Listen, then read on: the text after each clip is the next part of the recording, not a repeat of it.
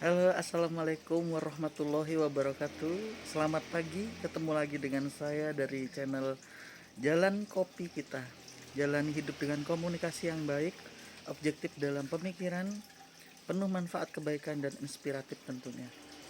Pada pagi hari ini saya ingin mencoba berbincang santai dengan teman-teman semua tentang sabar boleh, tapi sadar juga penting. Jadi di dalam kehidupan ini terkadang kita itu pastinya sudah berusaha semaksimal mungkin dengan versi kita masing-masing dalam berusaha menjalani kehidupan kita ini sebaik mungkin. Dan sebaik apapun yang kita lakukan dalam kehidupan kita ini, pastinya masih akan menerima kontroversi atau ketidakbaikan dari orang di luar kita atau dari lingkungan eksternal kita yang merasa mungkin apa yang kita lakukan, apa yang kita katakan, apa yang kita mungkin perbuat itu mungkin tetap kurang di pandangan eksternal, jadi pandangan lingkungan di sekitar kita. Tidak apa-apa, semua itu memang seperti itu. Tidak hanya Anda, jadi semua merasakan termasuk saya. Tetapi biarlah, karena semua itu nantinya akan dinilai berdasarkan niat kita masing-masing. Dan kembali lagi, yang tahu tentang niatan kita itu hanya Tuhan, Allah Subhanahu wa taala. Jadi kalaulah memang di dalam melakukan suatu perbuatan atau tindakan atau melaksanakan sesuatu atau berkata apa ya, itu kita sudah niatkan semua itu untuk sesuatu yang baik, benar-benar baik, bukan cuma sesuatu baik yang baik menurut kita, tetapi kita tahu bahwa landasan semua itu memang tujuannya baik, terbukti baik kayak gitu.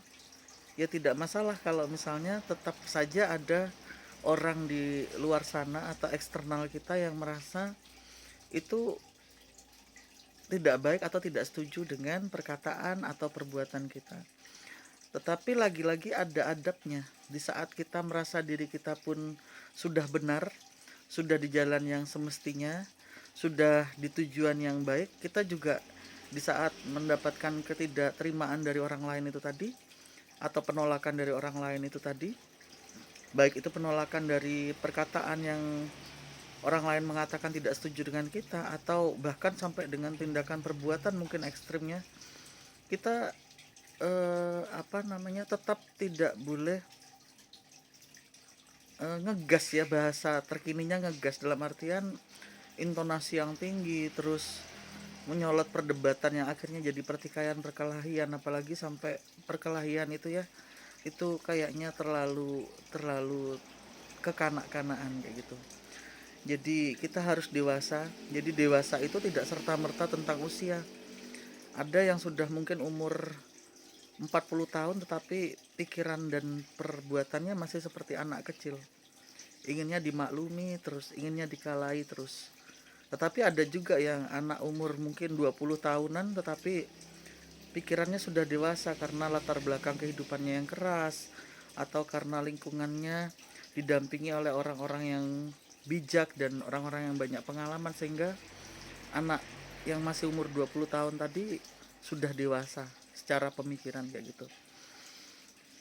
Jadi kembali lagi, di saat kita melaksanakan sesuatu atau melakukan sesuatu atau berkata sesuatu kayak gitu, kita harus niatkan yang baik semuanya.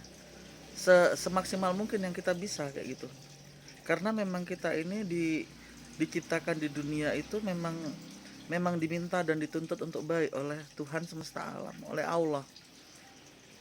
SPO-nya demikian. Jadi entah dengan cara apa, entah dengan versi kita yang bagaimana, tetapi selama tujuannya memang untuk kebaikan, ya silahkan dengan cara kita masing-masing. Dan apabila kita mendapatkan hantaman dari perkataan kita atau perbuatan kita yang sudah kita rasa kita niatkan untuk kebaikan tadi itu, maka bersabarlah.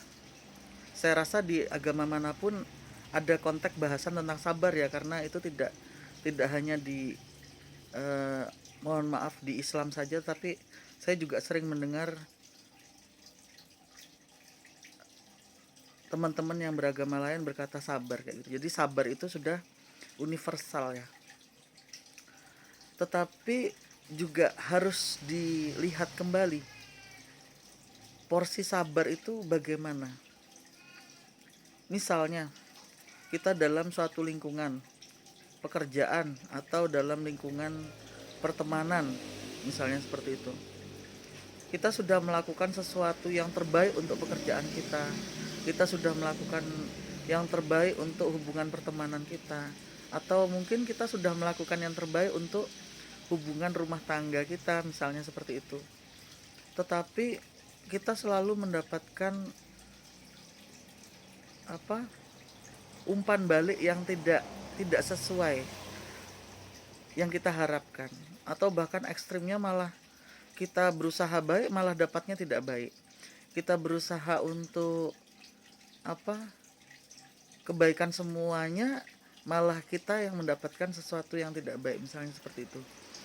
Itu apakah kita harus sabar diam saja? Tidak.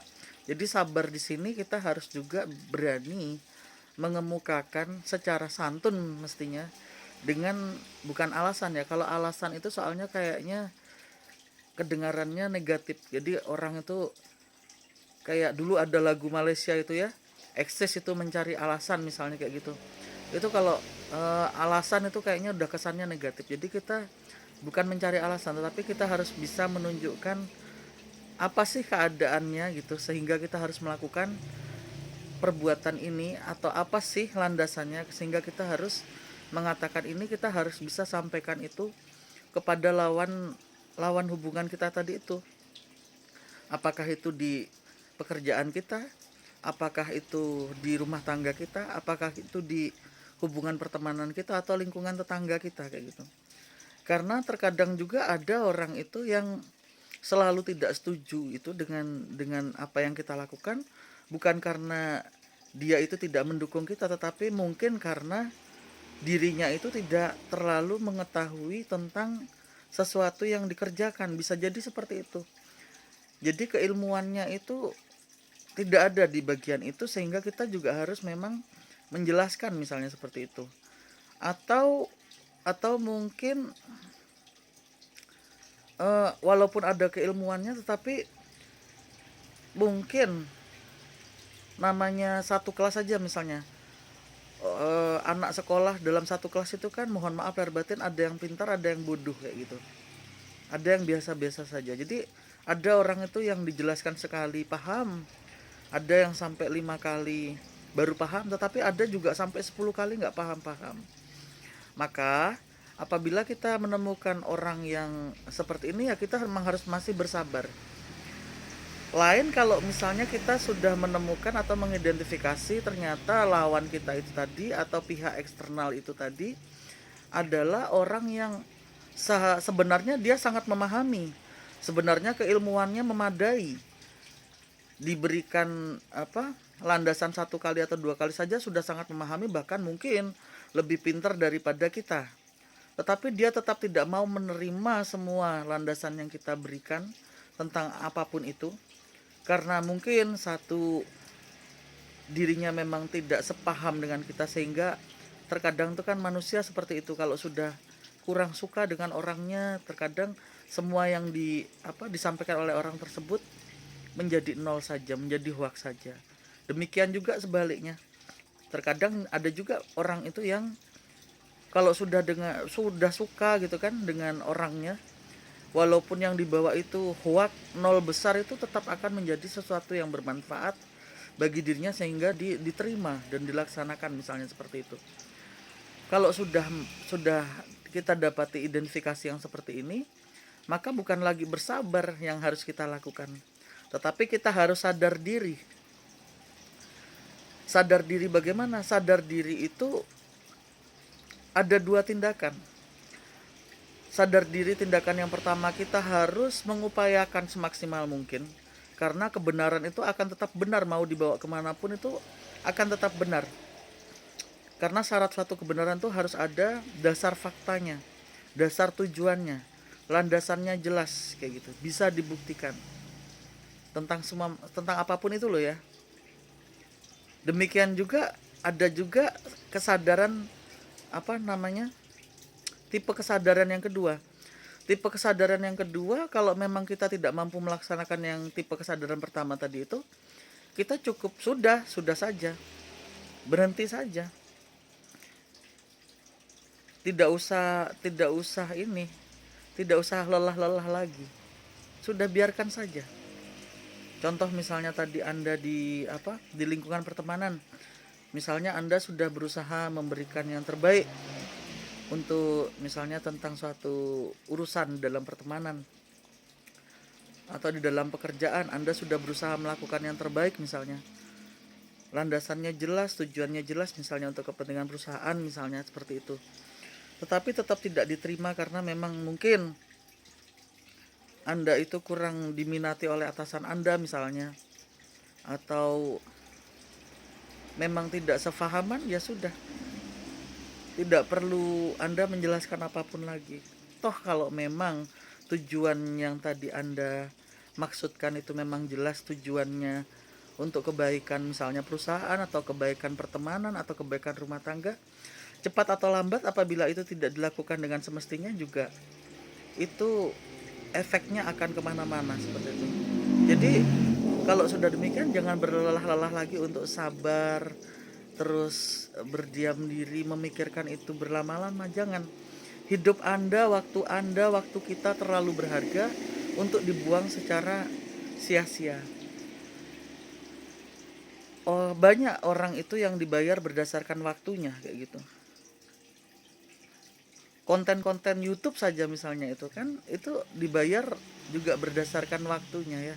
Itu menunjukkan waktu itu sangat berharga kayak gitu. Jadi kenapa bisa ada dari kita, bahkan kita sendiri mungkin di masa yang lampau, di masa sebelum dewasa, membuang waktu untuk sesuatu yang sia-sia kayak gitu. Jadi tidak perlu marah, tidak perlu sedih. Kecewa pasti ada karena kita masih manusia. Ya, diingat-ingat, tidak perlu marah, tidak perlu sedih. Kalau kecewa tidak apa-apa. Karena kecewa itu biasa, wajar akan terjadi apabila kita merasa ingin melakukan sesuatu yang terbaik tetapi tidak diterima dengan baik. Itu kecewa biasanya. Tapi kalau orang marah itu biasanya orang yang egois. Karena dia itu ingin melakukan sesuatu dan orang tidak tidak mendukung dia, dia marah. Cukup marah saja karena dia itu hanya ingin dituruti saja kayak gitu. Sedih juga gitu karena dia tidak punya fakta ini itu untuk menunjukkan sesuatu kebenaran dari mungkin ucapan atau tindakannya sehingga dia sedih kayak gitu. Maka jangan sampai kita marah atau sedih. Kita harus betul-betul mengerti konteks di dalam kehidupan. Saya kembali mengatakan, kalau kita memang sudah merasa dewasa, kita harus cermati betul-betul. Jangan hidup hanya sekedar hidup, ya. Jadi wajarnya kita kecewa. Ya, kalau misalnya misal nih ada pasangan suami istri. Kalau memang misalnya nih istrinya diselingkuhi sama suaminya. Kalau si istri ini betul-betul baik kayak gitu ya, yang terjadi pastinya akan kecewa. Karena kecewa apa? Karena sudah berusaha sebaik mungkin sebagai istri misalnya kayak gitu kan, membesarkan anak-anak dengan baik misalnya gitu. Ternyata suaminya seperti itu. Kalau marah enggak mungkin ya. Kenapa harus marah? Kalau memang cinta itu kan marah tuh ya enggak berhak untuk memarahi. Yang berhak memarahi cuman ibunya suami aja ya, karena memang yang melahirkannya, dan tanggung jawabnya suami tetap sampai kematian kepada ibunya. Jadi hal-hal yang seperti ini loh, ini saya rasa ndak akan banyak yang membahas hal-hal yang seperti ini. Sedih juga demikian. Kenapa? Kita juga masih sama-sama manusia. Misal si istri tadi ya diselingkuhi sama suaminya, kenapa juga harus sedih kalau dia memang punya nilai, seperti yang pernah saya sampaikan di vlog saya yang terdahulu. Orang kalau punya nilai tidak perlu sedih misalnya ditinggalkan oleh seseorang. Kita juga bisa kan, masih bisa mencari yang lain karena punya nilai. Orang yang bersedih itu kalau dia itu tidak punya nilai, sehingga ditinggal si si A gitu kan, ditinggal suaminya, udah runtuh dunianya karena udah nggak punya nilai kayak gitu. Tapi kalau orang punya nilai, dia pastinya hanya akan kecewa. Seperti itu. Marah juga untuk apa? Kalau orang selingkuh itu dimarahi juga percuma kan, karena dia menganggapnya udah Anda itu tidak menarik, Anda tambah marah-marah, wah tambah kayak mak lampir kata dia, misalnya seperti itu. Tambah tidak menarik lagi Anda baginya. Jadi percuma ya, tidak usah dimarah-marah. Sudah. Jadi sadar ya. Jadi dalam kehidupan tidak cukup hanya sabar, tetapi sadar diri itu penting. Dalam suatu keadaan apapun itu kita harus bisa memutuskan apa yang harus kita ambil, jalan apa yang harus kita ambil. Apakah sabar ataukah sadar? Ya, demikian vlog saya pada pagi hari ini. Mudah-mudahan ada manfaat kebaikannya. Apabila ada salah-salah kata dari saya mohon maaf lahir batin. Yang berbicara tidak lebih pintar daripada yang mendengarkan. Semoga kita menjadi manusia yang lebih bermanfaat dari hari ke hari dan mendapatkan ridho dari Allah Subhanahu wa taala. Saya tutup dengan Assalamualaikum warahmatullahi wabarakatuh.